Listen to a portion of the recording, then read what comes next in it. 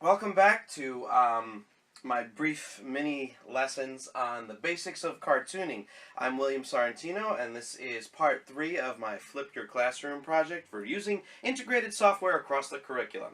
Well, welcome back. I've made some alterations to our basic figure.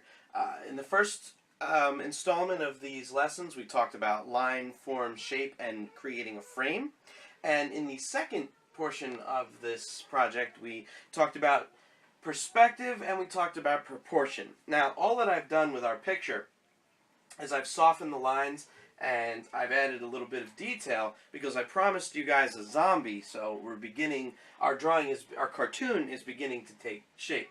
In the background, I have my horizon line, and that shows the difference between the background and the foreground. And that's important because we're going to talk from this point on about how to refine your basic picture using certain elements. And one of those elements is light and shadow. So we're going to talk about light and shadow right now. So let's see, we've got light and shadow. Now, a light, when we say light, we're simply referring to a light source. Depending on what you're drawing, a light source could be anything. It can be just the angle from which you want the light to be reflected into your paper. That means not actually drawing a physical light source. Or, in the case of our drawing, we can draw a physical light source. Let's say that we're going to make the sun high up in the sky. Okay? And it's a happy little sun. So, we've got an actual light source.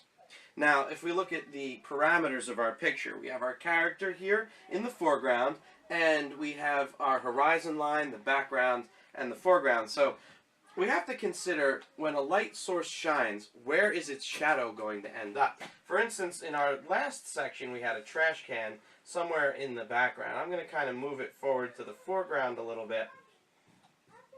Here's our trash can in whatever this is, field, city block, whatever your imagination is dictating. In this case, we're just going to think of it as a field. So now if our sun is creating light, we have to have a question about, we have to think of where is the shadow going to fall. Now, for argument's sake, I'm going to draw another sun over here and another sun over here. The reason is because each one is going to create a different kind of shadow. For instance, this sun is directly in line with our object here.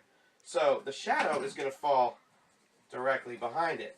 Now, because of proportion, the shadow is going to get gradually bigger the closer it gets to the foreground. And again, this is just something you have to fool around with and figure out on your own, but generally our shadows get longer the further we move away from the light source. So let's say that a different one of our light sources is hitting our object. Let's say that this one is hitting our object. Okay, staying in line with that, our shadow is now going to move in this direction. Okay, and once again, it's going to get longer as it moves further away. Now you can see where I'm going with this. So if this was our light source, then obviously our shadow is going to be on the other side. Okay? But the important thing to remember about shadow is just that how it changes as it moves away from our light source. So that's what I have to say about shadow.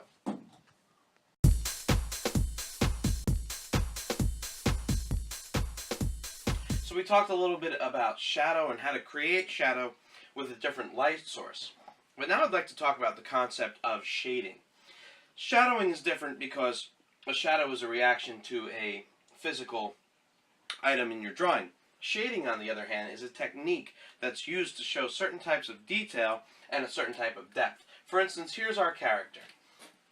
Alright, now, our character looks this way. But if I add a little bit of shading underneath his head and maybe under some of his clothes begin to take on almost a three-dimensional aspect. Shading is used to make things pop out and to show depth and to show a finer detail. There's a type of shading I really like to use that's called cross-hatching. Basically, hatching is the idea of making vertical or slightly askew lines and then crossing them with horizontal lines. And what this does is it allows for a certain type of texture to be added to your drawing. For instance, I've been telling you this whole time that this is a drawing of a zombie, but it just looks like an angry character right now. So if I add a little bit of cross-hatching to his clothes, you know, randomly here and there, you get a feel for it, then his clothes begin to look a little dirty, which is the texture I was going for. Now I can add the same texture to his skin, maybe up here, and it looks like he's been through an awful lot, which is good because that's the idea that I want to convey, is that this character has been put through the ringer. And using cross-hatching is one of the best ways to show that type of texture and that type of shading. Now, shading will come into play with other types of things. For instance, this is a garbage can, and we agree that a garbage can is kind of cylindrical. So, if I shade one side of it, it'll give it that cylindrical look. Or if I shade both sides of it, it's even better. So shading can be used to provide detail and to make certain aspects of your character pop out. Okay, next in our final lesson, we're going to talk about how to add the important details to our cartoon that will really bring the artist's vision, your vision, or in this case my vision, to life. I also want to talk about different types of practice methods you can use to develop your own artistic style.